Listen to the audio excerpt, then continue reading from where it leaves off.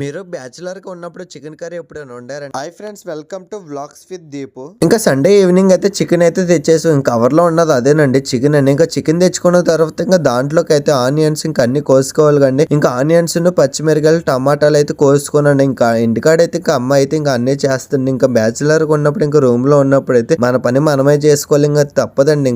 ఇంకా తర్వాత అయితే చికెన్ కి రెడీ కావాల్సిన అయితే ఉల్లిపాయలు టమాటాలు అన్ని కోసేసుకునేది చికెన్ కర్రీ వండడానికి అయితే నేనైతే రెడీ అయిపోయాను. అన్ని దగ్గర పెట్టేసుకున్న తర్వాత అయితే చికెన్ కూడా కడిగేసుకుని అయితే పక్కన అయితే పెట్టుకున్నాను. ఇంకా పక్కన పెట్టుకున్న తర్వాత అయితే ఇంకా ఉల్లిపాయలను పచ్చిమిరపకాయలు వేగిన తర్వాత చికెన్ అయితే వేసేసుకున్నాను. చికెన్ ఉడికిన తర్వాత అయితే ఉప్పు కారం పసుపు అల్లం పేస్ట్ అన్ని వేసుకుని కొంచెం ఉడికిన తర్వాత నీళ్లు అయితే పోసుకున్నాను. నీళ్లు పోసుకున్న తర్వాత అయితే ఉడికిన తర్వాత లాస్ట్ లో అయితే కొత్తిమీర అయితే వేసుకున్నాను. నేను కొత్తిమీర వేసుకున్న తర్వాత అయితే కూర అయితే పక్కకి అయితే తీసేసాను. ఇంకా తర్వాత అయితే రైస్ కూడా అయిపోయిందండి.